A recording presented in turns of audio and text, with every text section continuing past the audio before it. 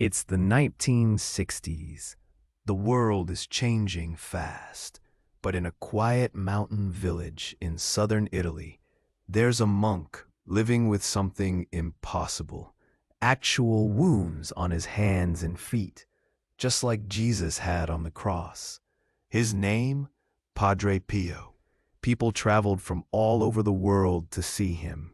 They said he could read minds, be in two places at once, and that miracles happened when he prayed. But today, I'm going to tell you about something even more mysterious. This isn't about a physical healing. It's about what happened after death, and it involves a Jewish man, his Catholic daughter, and a question that haunted her for years. Stay with me, because this story is going to challenge everything you think you know about faith, mercy, and what happens when we die. So let's go back to 1965. There's a woman in America named Florence Feynman, and one day she gets the worst news a daughter can hear. Her dad is dying. His name was Julius Fine. The doctors told her he had ALS. You might know it as Lou Gehrig's disease. It's brutal. Your body slowly shuts down while your mind stays completely sharp. You're trapped, watching it all happen. Now, Julius wasn't just any guy. By all accounts, he was genuinely good, loved his family, honest, kind, generous, never hurt anyone. And he was deeply religious, a faithful Jewish man his entire life. But here's where it gets interesting. Florence, she was Catholic, different faith than her father. And she'd heard these incredible stories about this Italian monk, Padre Pio. People said when he prayed, it was like a direct line to heaven. So Florence does what any desperate daughter would do. She writes a letter.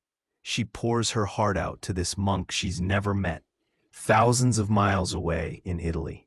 She tells him about her father's illness. She begs him to pray. She explains that her dad is a good man, a really good man, who deserves God's mercy. And then she waits. A few weeks pass, and then something arrives in the mail. It's a response from Padre Pio himself. And he says something that brings Florence to tears. I will pray for your father. I will take him under my protection. Can you imagine the relief, the hope? Florence felt like a weight had been lifted. She genuinely believed her father was going to be okay now. But then, February 1966 arrives, and Julius Fine passes away. He died peacefully, surrounded by family. And here's what's strange. Even though Florence was heartbroken, she also felt this weird sense of calm. Like something supernatural was telling her, it's going to be okay. For a while, she held on to that peace. But then the doubts started creeping in. See, Florence had been taught something specific in her Catholic faith. No one can be saved without baptism. And her father? He was Jewish. He was never baptized. This thought absolutely tormented her. Could a man that good, someone who loved God his whole life, who lived with integrity and kindness, could he really be condemned forever just because he wasn't baptized? The more she thought about it, the worse it got. The peace she felt, gone, replaced by fear and anguish. For 2 years, this question haunted her. Finally, in 1967, Florence couldn't take it anymore. She traveled back to Italy, back to that small mountain town where Padre Pio lived. A friend encouraged her to write to him again. So she did, and this time, she didn't hold back. She reminded Padre Pio how noble her father had been, how good, how faithful to God in his own way. And then she asked the question that had been eating her alive. He died without baptism. Can he possibly be saved?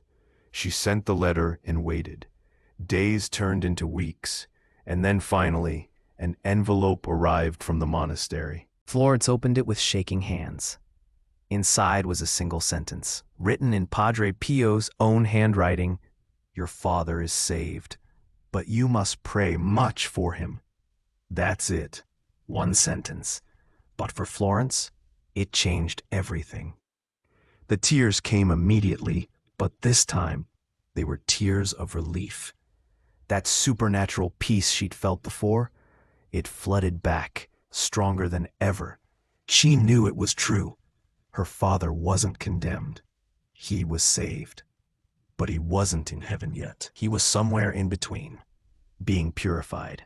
What Catholics call purgatory. Now, whether you believe in purgatory or not, here's what this story really reveals. God's mercy is bigger than our human rules and categories.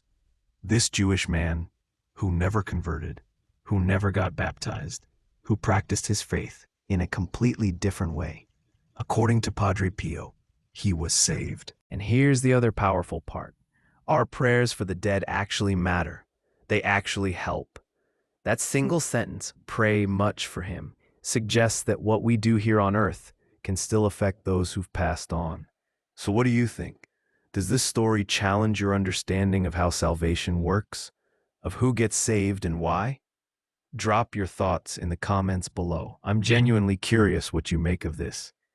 And if this story moved you, hit that like button and subscribe. We've got more incredible stories like this coming your way. Thanks for watching, and I'll see you in the next one.